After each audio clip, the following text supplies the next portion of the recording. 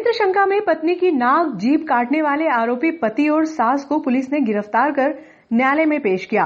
Police ने पति की निशानदेही पर हमले में उपयोग की गई तलवार एक नाले के पास से जब्त की। न्यायालय ने दोनों आरोपियों को जेल भेजने के आदेश दिए। दिनांक 12/1/2021 को विद्यानगर में, जैसा कि आपको मालूम है, एक महिला के साथ में उसके पति द्वारा उसकी सास, उसकी मौसिया सास और मौसिया सास के 2 लड़कों के साथ में उसके साथ मारपीट करी गई थी गंभीर रूप से, जिसको कि इलाज के लिए इंदौर MIH में रेफर किया गया था और वो इलाज अभी जारी है। इसमें रिपोर्ट FIR होने के प्रथम 24 घंटे में 2 आरोपी,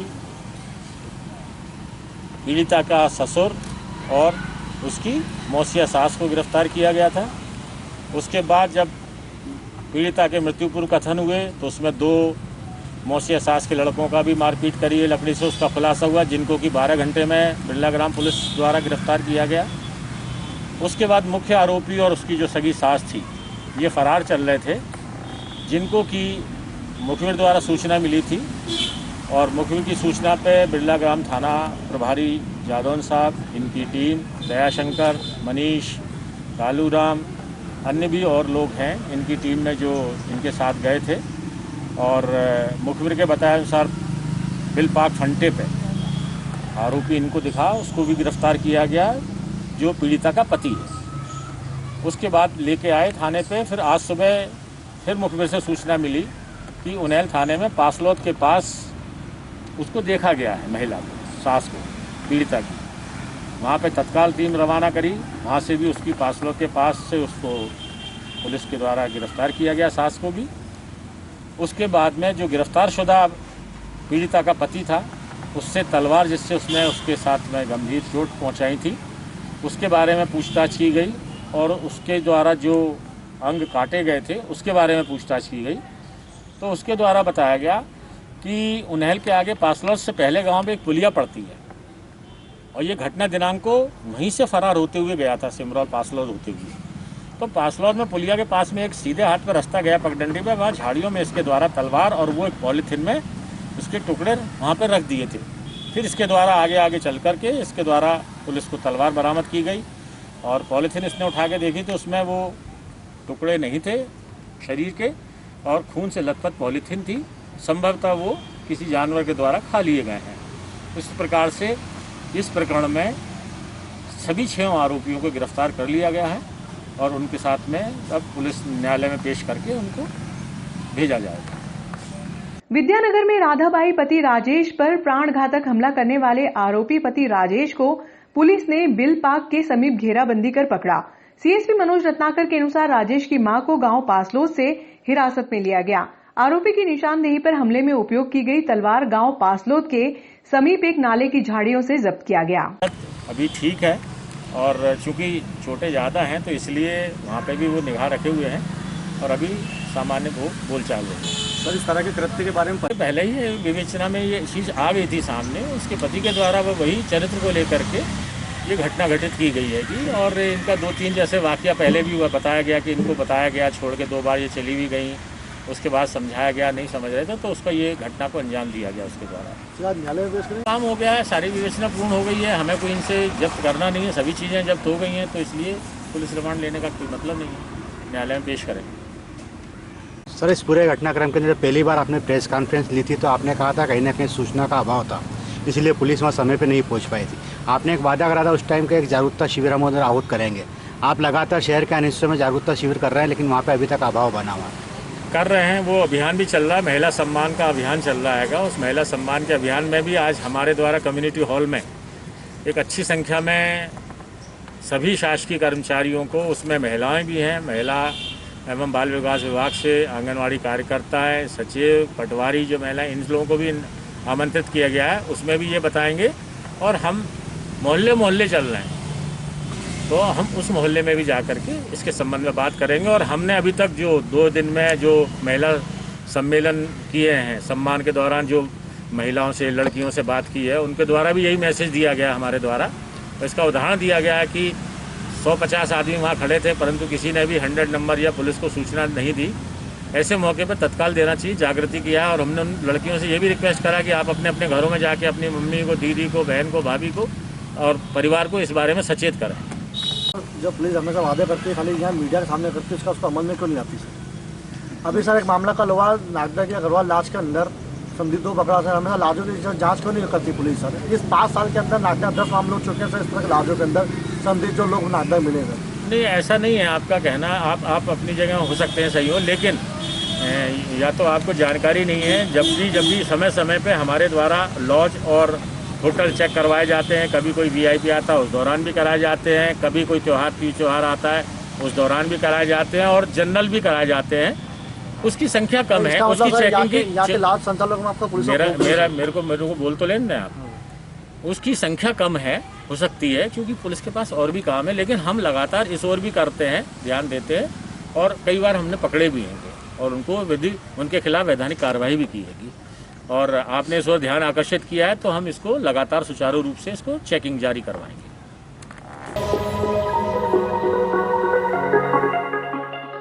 शहर व ग्रामीण क्षेत्रों में कच्ची शराब बनाने या बेचने वालों के खिलाफ स्थानीय पुलिस और राजस्व विभाग द्वारा संयुक्त रूप से अभियान चलाया जा रहा है, जिसको लेकर रविवार को एसडीएम और सीएसपी ने कम्युनिटी हॉल में आंगनवाड़ी कार्यकर्ता, ग्राम सचिव, पटवारी, पुलिस, नगर निरीक्षक व जनपद के कर्मचारियों की बैठक ली। मैं नहीं समझता हूँ जितने लोग बैठे हैं उनको मालूम है कि हमारे गांव में कहाँ का शराब बिकती है, पर डरते हैं।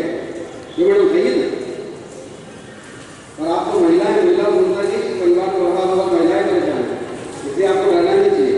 एक ग्रुप बनाया गया है, उसमें आप सभी जुड़ जाएंगे, नहीं जुड़ना चाहिए। आपको अपने मैसेज उसमें डालना है, और नहीं तो अपने एजेंट साहब हमारा नंबर ले लीजिएगा, हमको मैसेज कर कंफर्टेबल हो वहाँ पे आप शेयर कर दें इन्फॉर्मेशन को। और हम जैसे सभी लोग ये बता दें कि प्रथा है, हमारे समाज की बुराई है, और तो जंगली शराबी के लोगों की मौत भी हो रही है, तो इसमें हमें अपने कंफर्ट जोन जिसको कहते हैं उससे बाहर आके कुछ काम करना पड़ेगा। हम शासकीय लोग हैं, शासकीय सेवक हैं, तो हमारी विशेष जिम्मेदारी बन जाती है, और इस प्रथा को हटाने के लिए हम लोगों को अपनी तरफ से ये कार्य करना होगा। पुनः मैं यही कहूँगा कि जिसको जैसे भी आपको लगे कि उचित है, हमारी कॉन्फिडेंशियलिटी बनी रहेगी, हमारा नाम नहीं ऐसा प्रकार से नाम शेयर कर सकते हैं। हमारी तरफ से आपको पूरा शो करना चाहेंगे कि कहीं से लीकेज नहीं होगा। बता देना ये सारी चीजें, और उन्हें में आप लोग डायरेक्ट मेरे से कांटेक्ट कर सकते हैं। और महिलाएं उन्हें की भी नहीं, अगर महिलाओं को कोई भी दिक्कत हो रही है किसी और अधिकारी से डायरेक्ट बात करने में, तो आप लोग मेरे से डायरेक्ट शेयर कर सकते हैं। मेरा नंबर आपके पास है, सबके पास, तो आप लोग अगर सर को नहीं बता पा रहे हैं तो मुझे बता सकते हैं। पुलिस जो कार्य करती है उसका अनुमान इतना ही मुख्य सूचना है, तो पर्यावरण जो सूचना को सामने आता है, इसलिए आप लोगों को एक आदत चाहिए। और अपन जानते हैं कि अपन से यहाँ इकट्ठा करने की बात यह है कि अपन प्रशासन से अगला इस कार्रवाई के लिए एकात्मक हो गए, उस कार्य को जो गलत कामों को उठाएं, इससे हमको स्थित किया गया है। और अपराध में हो रहा मोहन सुकर की जगह है, उस मोहन सुकर की देख में अपराध बढ़ेगा, अपराध मोहन सुकर की देख में ये मेरी आपको कुछ अपेक्षा और अपने हर महिला आंगनबाड़ी कार्यक्रम का आशा ज़्यादातर महिलाएं जो पति शराब होते हैं असली व्यक्ति इसलिए में वो बड़ी महिला जरूर बताती है क्या मेरा पति ये कर रहा था, माँ बोल रही है, मेरा पति मानता नहीं है, तो ये आपके अधिकारी ऐसे उनको दोनों को सूचना दें, वो हम लोगों को बताएंगे, आप लोगों का जरूर नाम में आएगा। सबसे बड़ी बात यह है कि 3-4 काम सभी गाँवों को बोल रहे हैं, आपको पुलिस वाले भी हैं, पुलिस वाले ने भी होगी सूचना, हमारे गाँव में पड़ेगी पुलिस वालों अभी टीम बनाई हुई सबके नाम है, हम लोग जो हमारे वृद्धि हुई। एक वो वाली दारू है जो डायरी वाली दारू, ये भी अवैध है, उसमें निगाह रखना है। तो आपको महुए वाली या कच्ची दारू जो बता रहा है वो सबसे ज्यादा हार्मफुल है, उसको तो किसी कीमत पर नहीं छोड़ना है। और ये डायरी वाली ये भी लीगल डायरी है, ये नहीं ऐसे बेच सकते, वो भी आप सूचना दीजिए, ठीक है। महुए से बन रही है तो उस पर ज़्यादा अपने फोकस रखना है, क्योंकि उसमें क्या इथेनॉल करके एक चीज़ होती है वो डाली जाती है, यदि वो मात्रा से ज़्यादा डाल दी जाती है उसमें, फिर घर पे बना रहे हैं हम लोग रोजगार में, तो वो क्या जहरीली हो जाती है। अब उसको कोई आइडिया तो है कि इतना मिला इतना नहीं मिला, ज़्यादा मिली तो जहरीली बन जाएगी।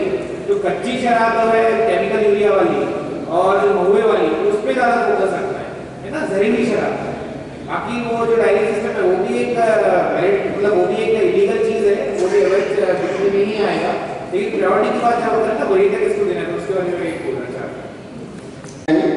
उनको मैं पुनः बताना चाहूँगा कि आज की बैठक का उद्देश्य है अवैध शराब से जो लोग परिवार बर्बाद होते हैं, कई लोगों की मृत्यु होती है और कितने ही महिलाएं विधवा होती हैं, बच्चे सब जीवन बिगड़ जाता है जिनका, उस संबंध में नाका अनुभाग से टीम बनाई गई है और आप लोग सभी उस टीम के सदस्य हैं।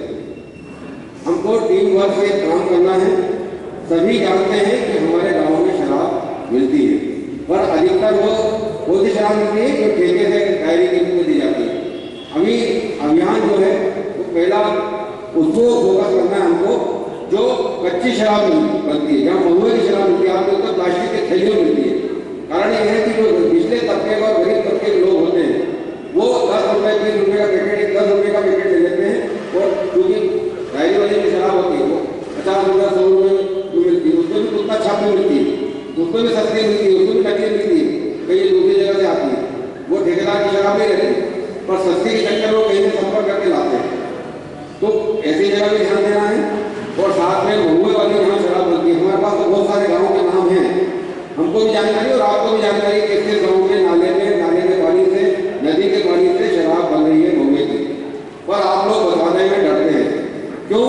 क्योंकि आप बताएंगे और कल को सारा नाम हो जाएगा तो हमको इस गाँव में रहना है, कल को तकलीफ आएगी, पर आप लोग ये बातें भूल जाएंगे। अगर या मैं आपको डरा नहीं रहा हूँ, आपको बताना चाहूँगा कि अगर ऐसी सूचना किसी पेपर में आई, फोटो आई या किसी से कोई जानकारी मिली या दूसरे विभाग से जानकारी मिली तो आपसे भी पूछा जाएगा तो क्यों आपको मालूम था तो आपने पहले क्यों नहीं बताया। तो आप लोग भी अपनी जवाबदारी समझें।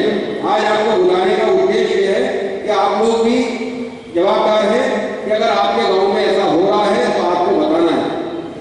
आप अगर जो ग्रुप बना है उसको नहीं डालना चाहते कि हमारा नंबर आ जाएगा तो हमको बताएं, अपने संबंधित विभाग अधिकारी को बताएं, उनसे शेयर करें कि भैया आप डाल लीजिए या अनजान के साथ मुझे सूचना मिली कि यहाँ ऐसा हो रहा है, इतना मिल सकते हैं। ऐसी जानकारी दीजिए। कल को अगर कोई पेपर में खबर आती है नाले में फोटो बनती हुई या शराब बनती हुई तो पहला प्रश्न आपसे होगा।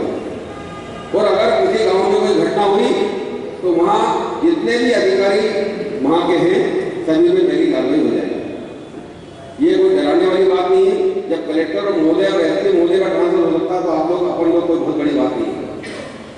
सर्वप्रथम जवाबदार आप माने जाएंगे, इसलिए आप यहाँ से जाने के बाद इस बात को भूलिएगा मत कि मीटिंग बुलाई गई थी और मीटिंग में जो बोला वो अपना काम कहेंगे। सबकी जवाबदारी है, आप लोग सब टीम मेंबर हैं और सब अपनी जवाबदारी समझेंगे और डालेंगे, मैसेज डालेंगे। मैसेज भी डालते हैं अपने अधिकारी के ग्रुप, हमको शाम से ही करवाना चाहिए कहाँ कहाँ अवैध शराब बन रही है। कुछ गाँव चिन्हित अभी हमारे पुलिस भाई पुलिस अधिकारियों ने भी कुछ चिन्हित किए हैं, कुछ आपकी तरफ से चिन्हित हो जाए क्योंकि पटवारी गिरदावरी करते हैं तो उनको भी मालूम है कहाँ क्या हो रहा है। आप लोग गाँव में जाती है तो आपको भी मालूम है कितनी महिलाएं परेशान हैं। सब जानती है कि महिलाएं रोती होंगी आपके सामने कि मैं तो परेशान हूँ, मेरा पति रोज शाम को आता शराब पीता है। तो ऐसा कोई नहीं, सचिव भी जानते हैं। पिछले साल की बात है, महीदपुर में मैंने मेरे सचिव साथी को खोया है क्योंकि वो डेली झाड़ा की ओर जाते थे महीदपुर से और बीच में गांव में जहाँ शराब बनती है वहाँ बैठ के ज़्यादा शराब पीते थे और फिर निकलते थे। तेजी से रात में ठंडी हवा में जाने में तेजी से सीधे जाके वो एक खंभे से टकरा गए, उनकी डेथ हो गई। क्यों? क्योंकि उनने खुद ही पेशा अपना लिया था। अगर क्या हुआ उसका परिणाम कि हमने अपना एक साथी खो दिया, एक परिवार ने अपना परिवार का मुखिया खो दिया। तो ये तकलीफ बाद में आएगी तो क्यों ना हम लोग अभी से जागरूक हो जाए। आज हमारे देश मोदी का आपको बुलाने का उद्देश्य यही है कि आप लोग अपने मन से एक डर की जो भावना है उसको समाप्त करें और अपना कर्तव्य समझे कि हमको अवैध शराब के खिलाफ मुहिम चलाना है, हमको नाम बताना है, उनको पकड़वाना है। ये चौकीदार जो है उनको भी मैं सचेत कर रहा हूँ। सबसे पहले जवाबदार आप हैं। जितने भी चौकीदार आए हैं आप अपने ग्रुप में डालिए, सबको बताइए जहाँ शराब शराब बनती है उसकी सूचना हमको मिल जाना चाहिए। चौकीदार अपने पटवारी को दें, पटवारी अपने आरआई को दें या हसीजा में दें। सचिव आप अपने सीओ साहब उनको दें या अपने एसपीओ को दें, और नहीं तो हमारे नंबर सबके पास है, नहीं हो तो ले लीजिए, हमें डायरेक्ट डाल सकते हैं या अपने ग्रुप में डाल सकते हैं, पर यह जानकारी शेयर होना चाहिए। फिर बता दूँ, अगर किसी गांव में घटना हुई तो संबंधित जितने भी लोग हैं सब पे कार्रवाई करने में हम लोग संकोच नहीं करेंगे, क्योंकि कार्रवाई हमको होगी तो सबसे पहले जवाबदार आप माने जाएंगे। स्पष्ट शब्दों में बताना चाहूँगा। इसलिए कोई मन में अगर डर भय है तो अभी निकाल दें, किसी भी रूप में खबर दें और बताएं कि यहाँ शराब बनती है। ठीक है, अब जिसको पहले जानकारी नहीं हुई मैंने फिर दे दी है, अब आप बता दीजिए कि राय शुमारी लेने आए पर्यवेक्षक पटेल ने बंद कमरे में चर्चा की नगर पालिका में बोर्ड बनाना कार्यकर्ताओं की पहली प्राथमिकता हो। ऐसा कोई कारण नहीं है, जब विधानसभा के चुनाव हो सकते हैं तो क्यों चुनाव नहीं करा रही स्थानीय संस्थाओं के। वो आज लोकतंत्र मध्य प्रदेश देश मतलब भारत के साथ साथ मध्य प्रदेश में भी खत्म हो रहा है। विधानसभा के चुनाव हो रहे हैं लेकिन विधानसभा नहीं लग रही। नगर पालिका, नगर परिषद, जनपद सब कुछ है लेकिन वहाँ के चुनाव नहीं होंगे। तो ये कर क्या रही है भारतीय जनता पार्टी, कहाँ ले जाना चाह रही है। हम लोग तो यही देख के ताज्जुब में कि जब से मध्य प्रदेश में 15 साल से भारतीय जनता पार्टी की सरकार बनी है, कमलनाथ जी की सरकार 15 महीने रही। देखिए 15 दिन हमने कितने दिन हाउस चलाया, बहुत हाउस चलाया। शिवराज जी के समय में, भारतीय जनता पार्टी के समय में हाउस चलते ही नहीं है। वो 3 दिन के लिए बुलाया, कोने में लेगा, उन्होंने कहा कोरोना है भगा दो। भारतीय जनता पार्टी की रैली हो जाएगी उसमें कोई कोरोना नहीं है। तो हमें तो अभी भी शंका हो रही है, क्योंकि उनको पता है भारतीय जनता पार्टी को कि पूरे देश में किसानों का आंदोलन चल रहा है, देश में महंगाई बड़ा मुद्दा बनता जा रही है। गैस की टंकी का भाव पिछले 1 महीने में 100 रुपये बढ़ गया, डीजल पेट्रोल का भाव बढ़ गया, बिजली के बिल में आदमी गश्त खा के गिर रहा है। ये कारण है कि भारतीय जनता पार्टी इन स्थानीय चुनाव को अभी और आगे बढ़ा सकती है। अगर हम तो तैयार हैं, अब हमारी तैयारी पूरे प्रदेश में तैयार है। प्रदेश कांग्रेस कमेटी द्वारा पर्यवेक्षक व सह पर्यवेक्षक पूर्व मंत्री राजकुमार पटेल व पूर्व जिला पंचायत अध्यक्ष मीना मालवीय रविवार को सर्किट हाउस पहुंचे। नगर पालिका नागदा के समस्त 36 वार्डों के दावेदारों व कांग्रेस कार्यकर्ताओं द्वारा उनका गर्मजोशी के साथ स्वागत किया गया। पटेल ने उपस्थित कांग्रेस जनों को संबोधित करते हुए कहा कि नगर पालिका चुनाव कांग्रेस के लिए अत्यंत महत्वपूर्ण है, जिसको लेकर प्रदेश कांग्रेस कमेटी ने निर्देशित किया है कि प्रत्येक वार्ड में 2-2 कांग्रेस नेताओं को प्रभारी बनाया जाएगा, जो अपनी रिपोर्ट क्षेत्रीय विधायक के साथ साथ जिला कांग्रेस कमेटी के साथ प्रदेश कांग्रेस कमेटी को भी प्रस्तुत करेंगे। पार्टी ने तय किया है कि ज्यादातर युवाओं को हम लोग मौका देंगे। पार्टी ने तय किया है कि जो लोग पार्टी के साथ निरंतर कई वर्षों से अपनी सेवाएं दे रहे हैं, विभिन्न जिम्मेदारियों का निर्वहन कर रहे हैं, उनको हम लोग मौका देंगे। पार्टी ने, कमलनाथ जी ने, राहुल गांधी जी ने, सोनिया गांधी जी ने इस बात के निर्देश दिए हैं कि हम हर उस व्यक्ति तक अपने संगठन के माध्यम से पहुंच बनाएं जो कि आम आदमी की आवाज़ को ऊपर उठाता है। तो वहाँ तक पहुँचाने के लिए हमने संगठन को भी निर्देश दिए हैं कि नागदा की चाहे शहर कांग्रेस कमेटी हो, युवक कांग्रेस, भारतीय राष्ट्रीय छात्र संगठन, महिला कांग्रेस, सेवा दल, ये तमाम संगठन, किसान कांग्रेस, ये सब भी हम लोगों ने निर्देश दिए हैं। यहाँ भी आपके सब लोगों से मिलने का अवसर मिला है। बहुत सारे लोगों ने चुनाव की इच्छा भी जाहिर की है। चूँकि हमने तय किया कि हम कोई आवेदन बुलाएंगे नहीं, कुछ लोगों ने अपने कागज़ दिए हैं।